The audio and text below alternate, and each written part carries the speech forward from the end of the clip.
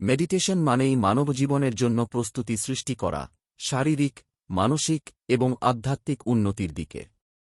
মানসিক সুস্থতার লক্ষ্যে দৈনন্দিন নিশ্চিতভাবে কার্যে ও বাক্যে সচেতনতা বৃদ্ধি করে যেতে হবে।